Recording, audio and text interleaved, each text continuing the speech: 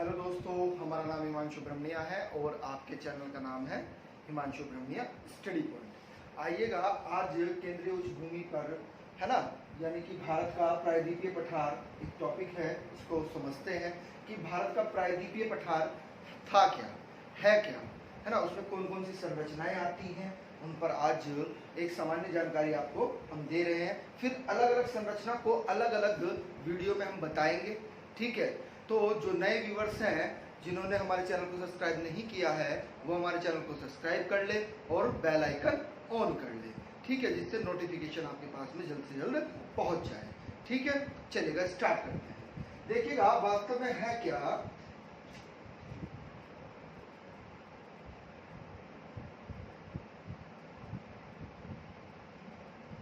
ये वाला में इस तरह की संरचना में ये क्या है आपका, ये आपका प्रायद्वीपीय पठार है। वास्तव में जो ये वाला भाग है, जो रेड कलर का हमने बनाया है, वास्तव में पहले जो भारत था वह इतना ही था। क्योंकि हुआ क्या, बिल्कुल ध्यान से समझिएगा कि जब सातों महाद्वीप एक भूखंड के रूप में थे, जब सातों महाद्वीप एक भूखंड के रूप में थे, तो इसको हम क्या कहते थे, इसको हम पैंजिया कहते थे। क्या कहते थे? पैंजिया। अब पैंजिया में क्या हुआ, विस्फोट हुआ, तो जिसके कारण क्या हुआ, पैंजिया दो भागों में टूट गया। क्या हुआ? पैंजिया दो भागों में टूट गया। एक उत्तर की ओर प्रवाहित हुआ और एक दक्षिण की ओर प्रवाहित हुआ, यानी कि दो भागों में पैंजिया टूट गया था। और इसके चारों ओर जो जलराशि थी, एक ही जलराशि थी, उसे ही क्या कहा जाता था, उसे ही पैंथा लासा कहते थे। क्या कहते थे? पैंथा लासा। तो जो उत्तर की ओर प्रवाहित हुआ उसे क्या कहा गया, उसे गोंडवाना लैंड कहा गया। क्या कहा गया? गोंडवाना लैंड। और जो दक्षिण में प्रवाहित हुआ उस भाग को क्या कहा गया, उसको जो दक्षिण उत्तर में प्रवाहित हुआ उसे अंगारा लैंड कहा गया। क्या कहा गया? अंगारा लैंड। और जो दक्षिण में प्रवाहित हुआ उसे क्या कहा गया, उसे गोंडवाना लैंड कहा गया। क्या कहा गया? गोंडवाना लैंड, है ना। तो अंगारा लैंड में क्या क्या था? अंगारा लैंड में उत्तरी अमेरिका महाद्वीप, यूरोप और एशिया का अधिकतम भाग था, ठीक है ना। और दक्षिण में जो टूटकर पैंजिया का भाग आया था उसे गोंडवाना लैंड कहा गया। उसमें क्या क्या है, उसमें दक्षिणी अमेरिका, अफ्रीका, ऑस्ट्रेलिया और एशिया का कुछ भाग भी था, है ना। और सबसे नीचे क्या है? अंटार्कटिका, है ना। सबसे नीचे कहाँ है? अंटार्कटिका, पूरा बर्फ रहता है वहां पर। तो होता क्या है, वास्तव में जब गोंडवाना लैंड था, तो गोंडवाना लैंड में होता क्या है, एक मिनट होल्ड करिएगा।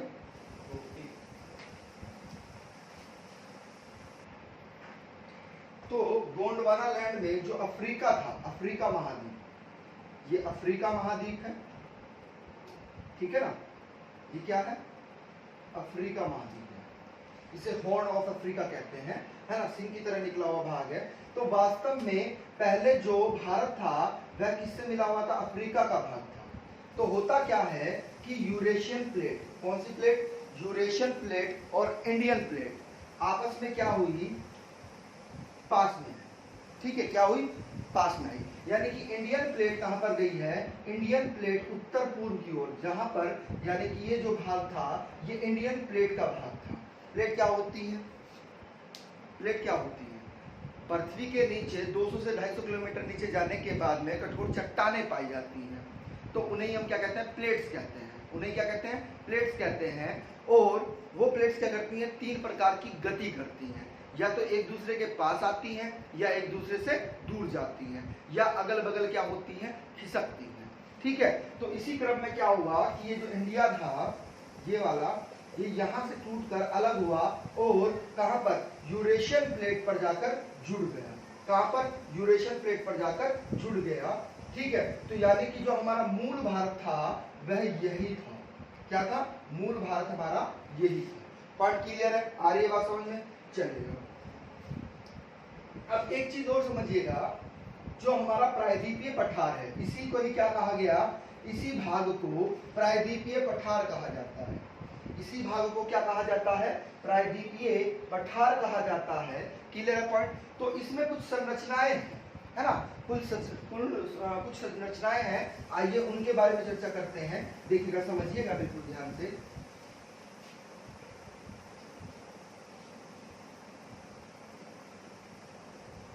बीच में क्या है, देखिए यहां पर जो संरचना पाई जाती है,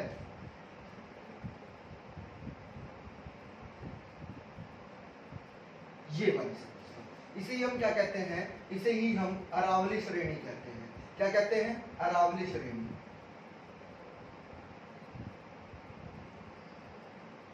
अरावली श्रेणी कहते हैं, ठीक है। इसी के नीचे यहां पर क्या है, एक पठार है। इसी के नीचे यहां पर क्या है, एक पठार है, जिसे हम क्या कहते हैं, इस पठार को हम कहते हैं मालवा पठार कहते हैं। क्या कहते हैं? मालवा पठार कहते हैं। इसी के नीचे यहां पर एक और 3 श्रेणी के रूप में संरचना है, जिसे हम क्या कहते हैं, जिसे हम विंध्यन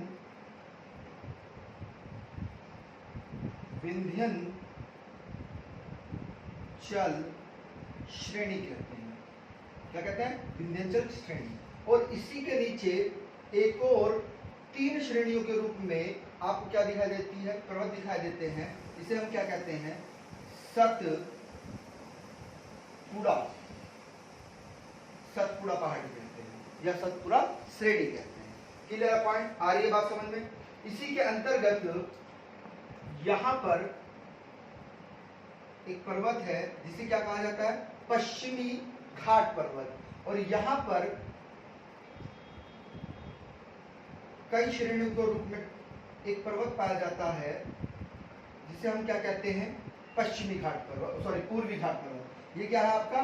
पूर्वी घाट पर्वत है।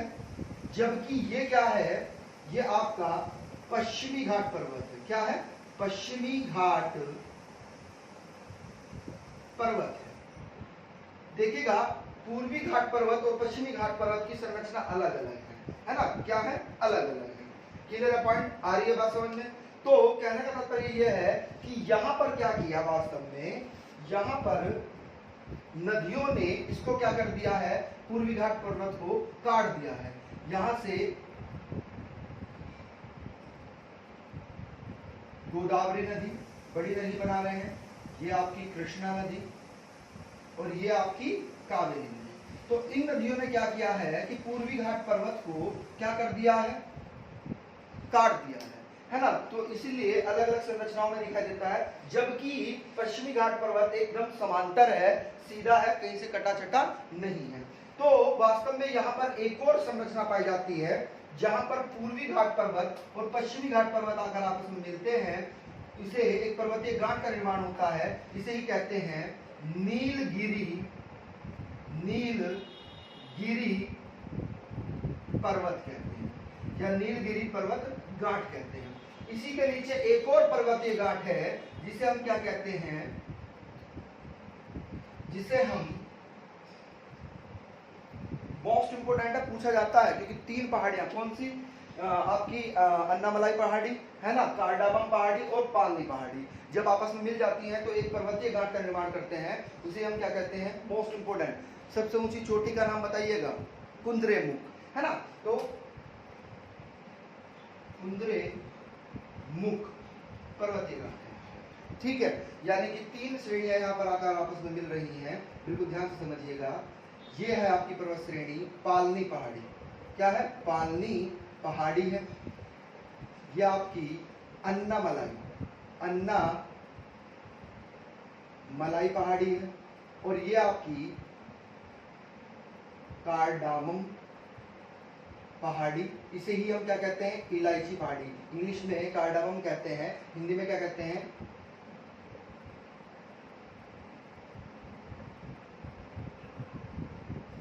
इलायची पहाड़ी। क्या कहते हैं? इलायची पहाड़ी। तो वास्तव में जो प्रायद्वीपीय पठार का विस्तार है, तो वह कहां से, वह वास्तव में अरावली से लेकर कहां तक है, कुंद्रेमुख अर्थात कार्डामम पहाड़ी, अर्थात कहां तक, इलायची पहाड़ी तक है। Clear point? आ रही है बात समझ में? अब एक चीज और समझिएगा, यहां पर एक और पठार पाया जाता है, यहाँ पर एक और पठार है और बहुत ही ज्यादा संपन्न, उसे भारत का रूर प्रदेश भी कहा जाता है। उसका नाम है छोटा नागपुर पठार। कौन सा पठार है? छोटा नागपुर पठार। ये आपका छोटा नागपुर पठार है ना। इसी के नीचे एक और पठार पाया जाता है जिसे हम क्या कहते हैं? दंडकारण्य पठार। क्या कहते हैं? दंडकारण्य पठार कहते हैं। दंडकारण्य पठार कहते हैं। इसी के नीचे एक इससे मिला हुआ है एक और पठार है जिसे हम क्या कहते हैं? वास्तव में छोटा सा है, इसे ही हम बस्तर का पठार कहते हैं। क्या कहते हैं? बस्तर का पठार। बस्तर का पठार कहते हैं। ठीक है। केवल और केवल टीन जो है केवल और केवल है ना, कहां पर पाया जाता है? बस्तर के पठार पर ही पाया जाता है पूरे भारत में, और कहीं नहीं पाया जाता है टीन। ठीक है। इसी के यहाँ पर फिर यहाँ पर एक और पठार है जिसे हम क्या कहते हैं? दक्कन पठार। क्या कहते हैं? दक्कन पठार कहते हैं या दक्कन ट्रैप कहते हैं। दक्कन पठार या दक्कन ट्रैप कहते हैं। क्लियर है पॉइंट? आ रही है बात समझ में?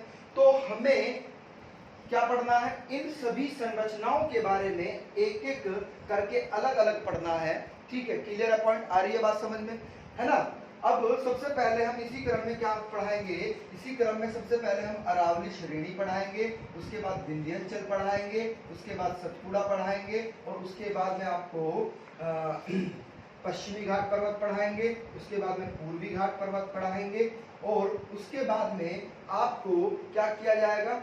जितने भी पठार भारत में पाए जाते हैं, है ना, छत्तीसगढ़ का पठार, है ना, अलग अलग नाम से पढ़ते होंगे, कर्नाटक का पठार, मैसूर का पठार, है ना, आपका मराठा पठार, है ना। तो सबके बारे में एक एक चर्चा करेंगे हम। ये बड़े बड़े हमने जो है आपको पठार बताए हैं इसमें संरचना में।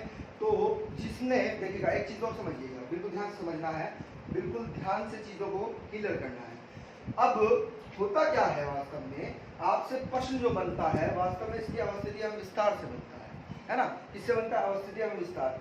अब बिल्कुल ध्यान समझिएगा, जो हमारा प्रायद्वीपीय पठार है उसका जो उत्तर क्षेत्र है उसका ढाल जो है वास्तव में वह कहां पर है? वह है उत्तर की ओर ही। इसकी ओर है उत्तर की ओर। और अगर हम पूरे प्रायद्वीपीय पठार की बात करें तो पूरे प्रायद्वीपीय पठार का जो ढाल है वह कहां पर है? पूर्व की ओर है। कहां पर है? पूर्व की ओर है। नदियां क्या दर्शाती हैं? नदियां ये दर्शाती हैं जिस दिशा में वह बह रही हैं, तो इसका मतलब क्या है कि ढाल उधर की ओर है, क्योंकि नदियां क्या होती हैं? नीचे की ओर प्रवाहित होती है, न कि ऊपर की ओर प्रवाहित होती है। क्लियर है पॉइंट? तो इसीलिए आपने देखा कि बड़ी बड़ी नदियां जितनी भी पश्चिमी घाट पर्वत से निकलती हैं, तो वो क्या कर रही हैं? वो अपना जल पूर्व में गिरा रही हैं। कहां पर? पूर्व में। तो प्रायद्वीपीय पठार का जो ढाल है वास्तव में वह कहां पर है? पूर्व की ओर है। क्या है? पूर्व की ओर है। ठीक है। तो अगला वीडियो आपका अरावली श्रेणी पर रहेगा। छोटे छोटे वीडियो बनाएंगे, ज्यादा बड़ा नहीं बनाएंगे। अरावली के बारे में पूरा बताया जाएगा, एक एक श्रेणी के बाद में आपको पूरी तरह से अवगत करा दिया जाएगा। क्लियर है पॉइंट? तो जिसने हमारे चैनल को सब्सक्राइब नहीं किया है तो वो हमारे चैनल को सब्सक्राइब कर ले और बेल आइकन ऑन कर ले। Thank you.